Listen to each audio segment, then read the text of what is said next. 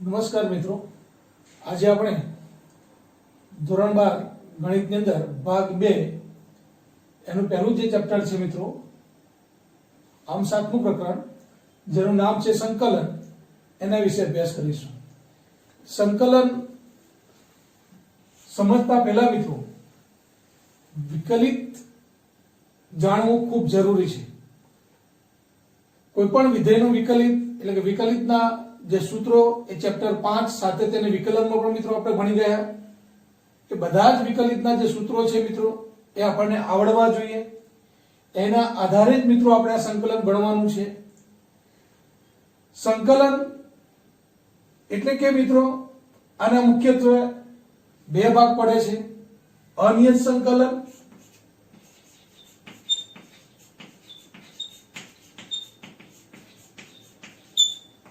અને બીજો ભાગ છે આનું નિયત સંકલન.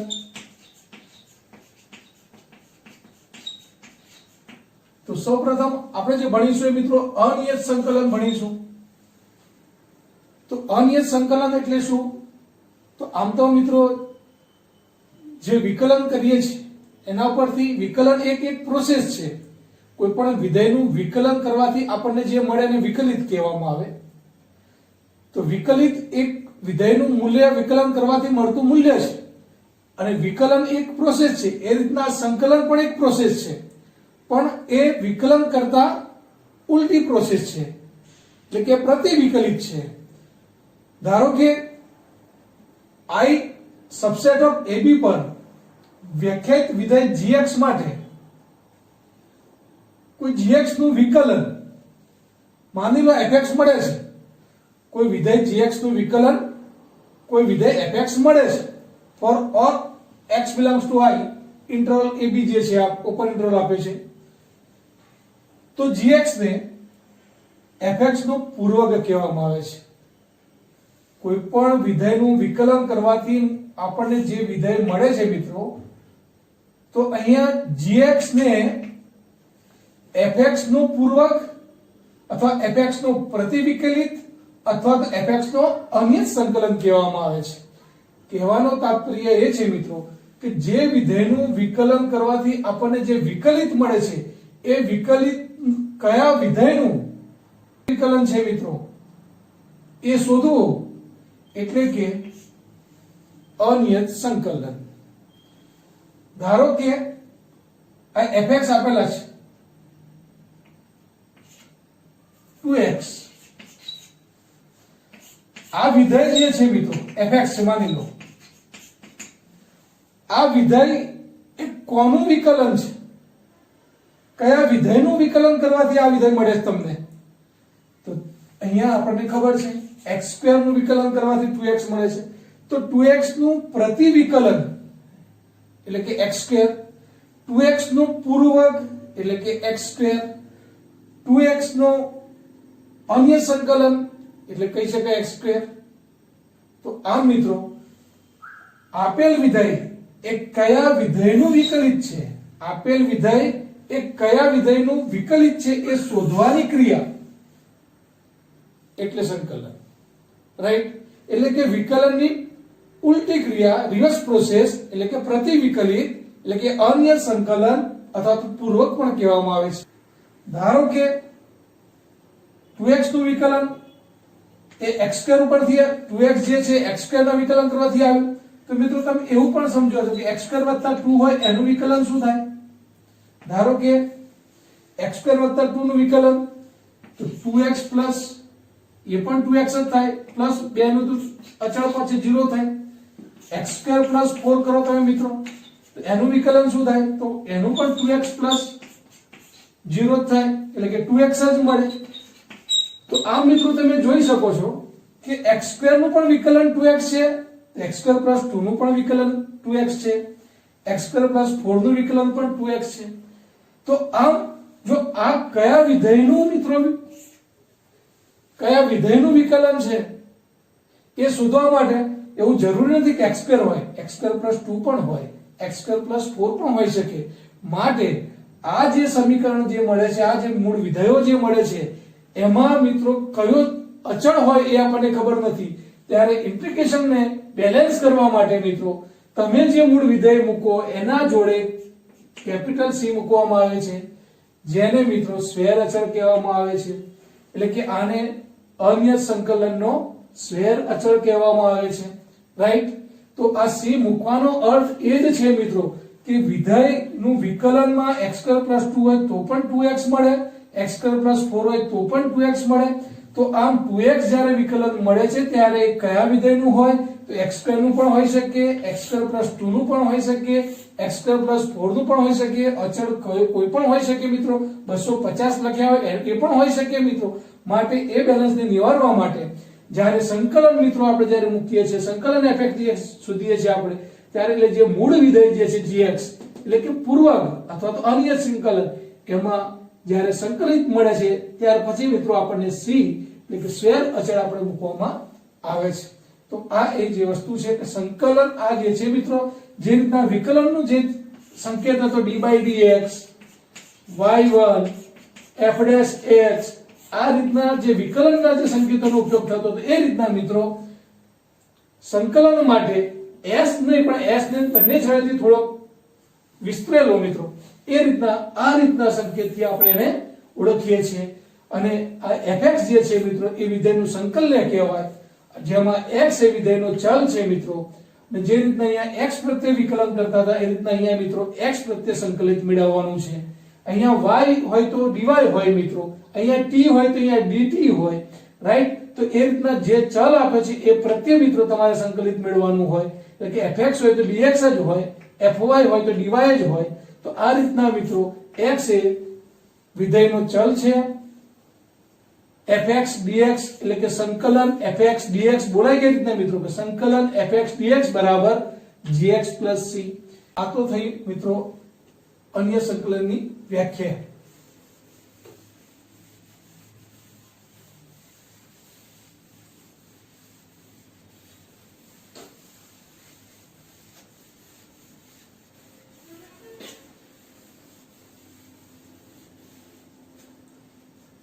ત્યાર પછી મિત્રો આનો ભૌમિતિક અર્થ જોઈએ આપણે.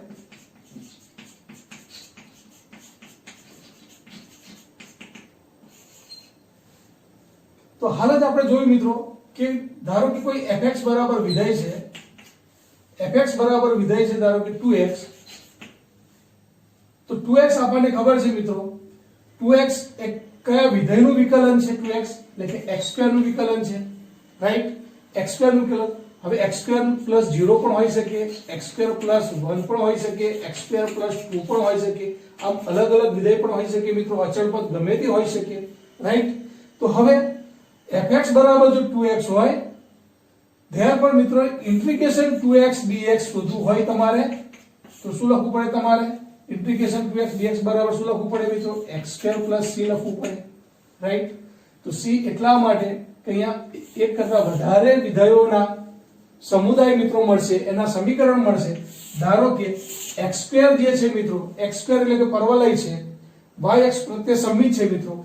x² ધારો કે y બરાબર મિત્રો x² કોઈ વિધેય છે તો એ વિધેય આપણને ખબર છે ઉગમ બિંદુમાંથી પસાર થાય મિત્રો આ રીતના. ત્યાર પછી x² + 1 હોય મિત્રો, તો અહીંયા 1 હોય તો x² + 1 આ વિધેય આ રીતના મિત્રો પસાર થશે. રાઈટ? x² + 2 હોય તો મિત્રો એ વિધેય જે છે અહીંયાથી પસાર, ધારો કે 2 લેવામાં આવે તો અહીંયાથી પસાર થશે. તો આ રીતના અલગ અલગ એક જ પ્રકારના પરવલય મળે છે મિત્રો.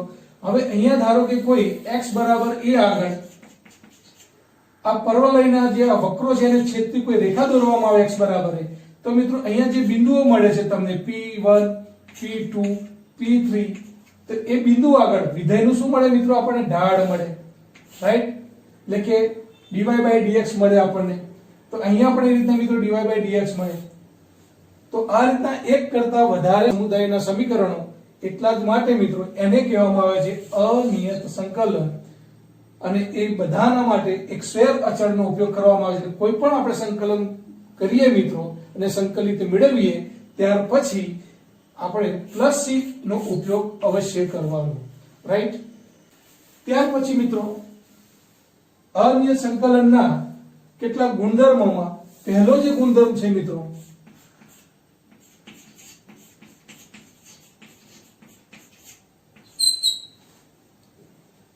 ધારો કે d/dx ઇન્ટિગ્રેશન fx dx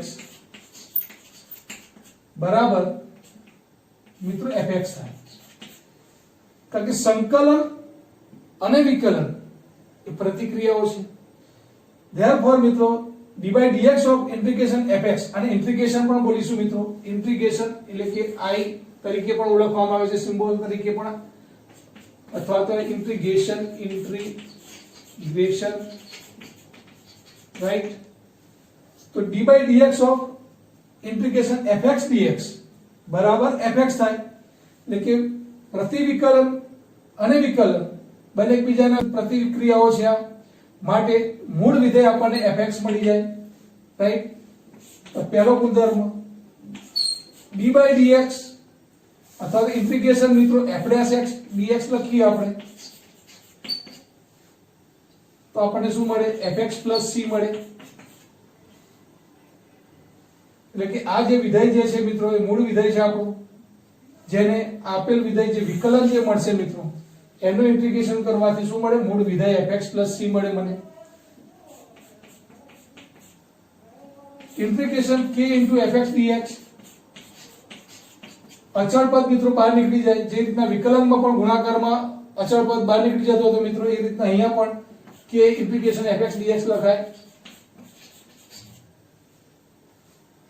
ત્યાર પછી મિત્રો ઇન્ટિગ્રેશન fx પ્લસ કે માઈનસ મિત્રો gx dx હોય તો મિત્રો એ રીતના અલગ અલગ વિધેયનું પણ સંકલન કરી શકાય, વત્તા હોય તો વત્તા, ઓછા હોય તો ઓછા, gx dx.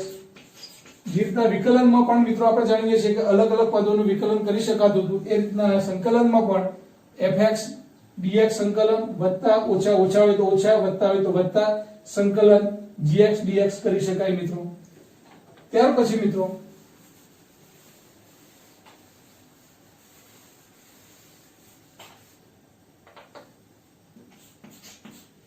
સંકલન f ઓફ ધારો કે ax b dx આપેલા હોય મિત્રો, તો આનું સંકલન શું થશે?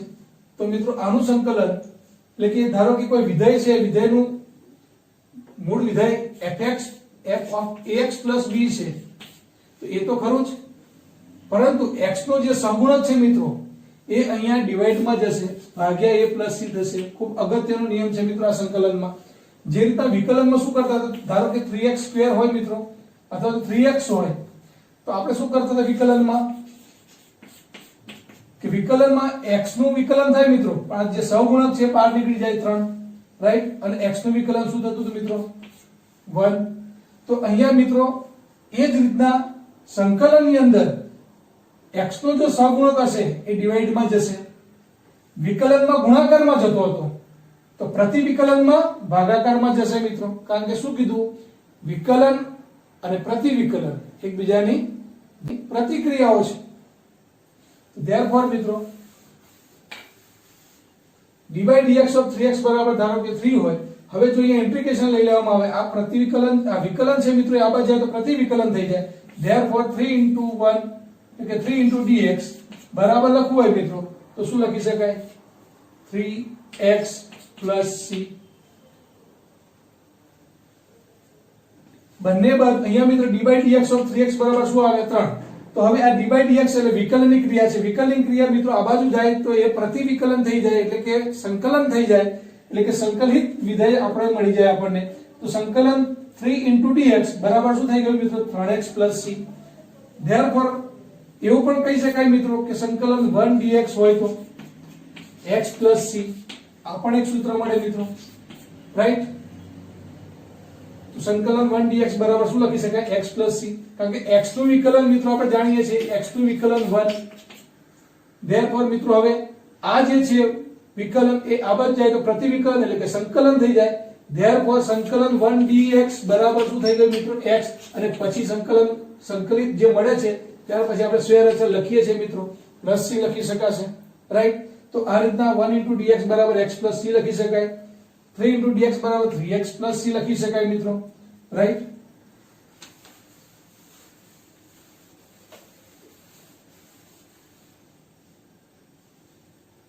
ત્યાર પછી મિત્રો અન્ય સંકલનના કેટલા પ્રમાણિત રૂપો એનો પણ આપણે અભ્યાસ કરવાનો છે.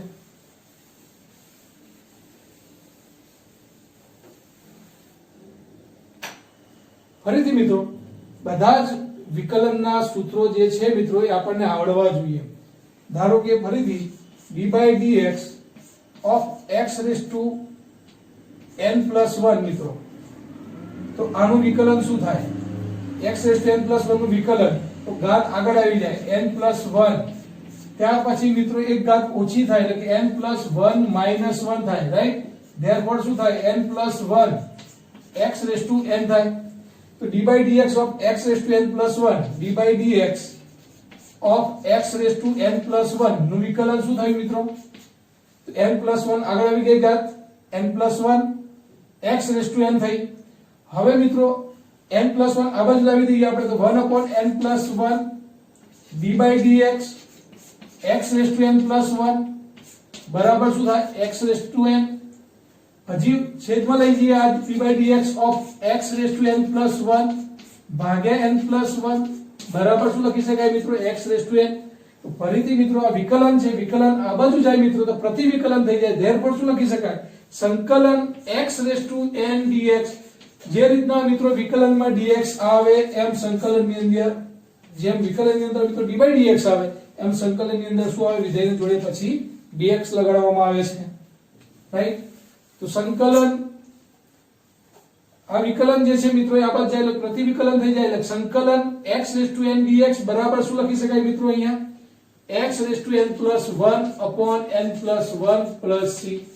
તો ખૂબ અગત્યનું આ એક સંકલનનું પહેલું જ પ્રમાણિત રૂપ મિત્રો યાદ રાખવાનું છે. x raised to n dx બરાબર શું આવે? તો ઘાતમાં એક વધારો કરો અને એટલી ને એટલી ઘાત મિત્રો નીચે લખો. ધારો કે તમને એમ કહેવામાં આવે કે x² dx, રાઈટ? તો હવે આનું સંકલન કરવું છે મિત્રો, વિકલન નથી કરવું, સંકલન કરવું છે. આ સંકલનનો સિમ્બોલ છે સંકલન x² dx. તો જે ઘાત છે મિત્રો એમાં એક વધારો કરો એટલે x થી 2 + 1 લખો અને છેદમાં જે ઘાત થઈ છે એ જ લખો 2 + 1. ધેરફોર x થી 3/3 અને પછી મિત્રો શું કરવાનું છે? તમારે સ્ક્વેર અચળ મૂકવાનું છે ફરજિયાત, રાઈટ? તો x ની અંદર dx બરાબર સૂત્ર પહેલું x raised to n plus 1 upon n plus 1 plus c. આ યાદ રાખવાનું.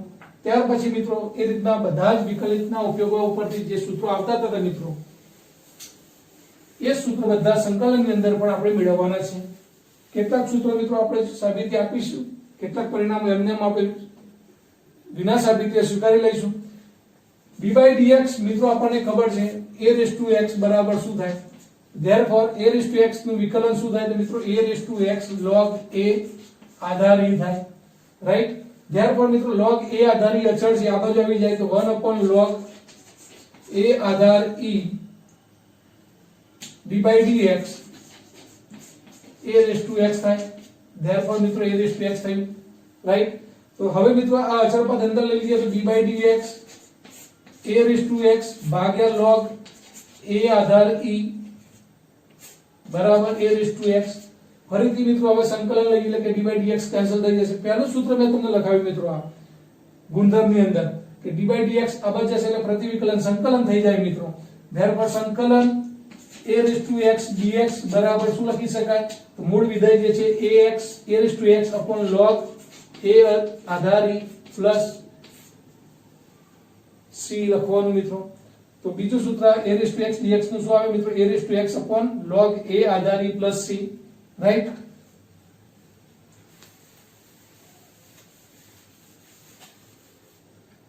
એ જ રીતના મિત્રો સંકલન 1 upon x dx બરાબર લખી શકાય log mod x plus c. ચોથું સૂત્ર મિત્રો હું બધા સૂત્રો લગાવવાનો પ્રયત્ન કરું છું એટલે તમે આ સૂત્રો પહેલા યાદ કરજો બરાબર અને આના આધારે મિત્રો પછી સંકલનના દાખલા ગણવાના છે. તો 1 log x નું વિકલન મિત્રો 1 upon x હતું તો 1 upon x નું સંકલન શું થાય? log x plus c થાય, right? log mod x plus c થાય. એ રીતના મિત્રો સંકલન sin x dx બરાબર minus cos x plus c થાય. મિત્રો આપણને ખબર છે cos x નું વિકલન મિત્રો શું હતું? cos x નું વિકલન મિત્રો minus sin x હતું. તો therefore minus cos x નું વિકલન શું થાય? sin x થાય. ધેરફોર અહીંયાથી મિત્રો વિકલન આ બાજુ જતું એટલે સંકલન થઈ જાય તો સંકલન sin x dx બરાબર લખો શું લખાય મિત્રો સંકલન sin x dx બરાબર -cos x લખાય તો આ એક બીજું સૂત્ર છે મિત્રો રાઈટ તો હવે કેટલાક સૂત્રો મિત્રો અહીંયા લખીશ પાંચમું સૂત્ર છે સંકલન cos x dx બરાબર sin x c એટલે કે જો મિત્રો કેટલાક સંકલિતો અહીંયા મેં લખી દીધા છે જે આપણે યાદ રાખવાના છે મિત્રો અને તમારે બરાબર યાદ રાખશો તો જ તમે આ એક્ઝામ્પલમાં આનો ઉપયોગ કરી શકશો પહેલું સંકલન પહેલું જે છે મિત્રો સંકલન sec2 x dx બરાબર tan x c tan x નું વિકલન મિત્રો sec2 છે તો sec2 નું સંકલન tan x થાય રાઈટ cot x નું સંકલન તમને ખબર હતી માઈનસ cot x નું વિકલન તમને ખબર હતી -cos x2x therefore cos x2x નું સંકલન મિત્રો -cot x થાય sec x નું વિકલન sec x tan x therefore sec x tan x નું સંકલન sec x થાય પ્લસ c cosec x નું વિકલન મિત્રો -cosec x cot x હતું તો cosec x cot x નું સંકલન શું થાય cosec x આમ તો મિત્રો થોડું ધ્યાન રાખશો વિકલનના સૂત્રો જો તમને યાદ હશે તો મિત્રો આ તકલીફ નહીં પડે તમને પણ આને 2 થી 3 વખત મિત્રો થોડોક યાદ કરી લેવા sin ઇન્વર્સ નું વિકલન મિત્રો પ્રતિવિધાયો જે હતા મિત્રો એના પણ વિકલન આપણે જાણીએ છીએ તો sin ઇન્વર્સ નું શું હતું વિકલન તો 1/√1 - x2 therefore સંકલન 1/√1 - x2 dx નું શું થાય મિત્રો sin ઇન્વર્સ x c થાય એ જ રીતના મિત્રો સંકલન 1/√1 - x2 dx બરાબર -cos ઇન્વર્સ x c પણ લખી શકાય tan ઇન્વર્સ x નું વિકલન હતું મિત્રો 1/1 + x2 તો 1/1 + x2 dx એનું સંકલન મિત્રો શું થાય tan ઇન્વર્સ x થાય cot ઇન્વર્સ x નું વિકલન શું હતું મિત્રો તો -1/1 + x2 હતું તો સંકલન 1/1 + x2 dx બરાબર -cot ઇન્વર્સ x થાય જો પ્લસ લખવું હોય તો tan ઇન્વર્સ આવે આનો જવાબ અને માઈનસ માં લખવું હોય તો મિત્રો -cot માં આવે આનો જવાબ જો મિત્રો પ્લસ માં લખવો હોય તો તમારે sin ઇન્વર્સ x લખવું પડે અને આનો જવાબ જો માઈનસ લખવું હોય તો cos ઇન્વર્સ આવે therefore મિત્રો 1/mod x √x2 - 1 dx નું સંકલન મિત્રો sec ઇન્વર્સ x c અને સંકલન of 1/mod x √x2 - 1 1/mod x √x2 - 1 dx બરાબર શું આવે મિત્રો -cosec ઇન્વર્સ x c અને e⁻x dx બરાબર મિત્રો શું આવે e⁻x c તમે જાણો છો e⁻x નું વિકલન પણ મિત્રો e⁻x જ થતું હતું રાઈટ તો e⁻x નું સંકલન પણ મિત્રો શું થાય છે e⁻x જ થાય છે ત્યાર પછી મિત્રો આ સૂત્રોના આધારે હવે નવા વિડિયો લેક્ચરની અંદર મિત્રો આપણે સ્વાધ્યાય 7.1 ના મહાવરો ગણવાનો પ્રયત્ન કરીશું રાઈટ ધન્યવાદ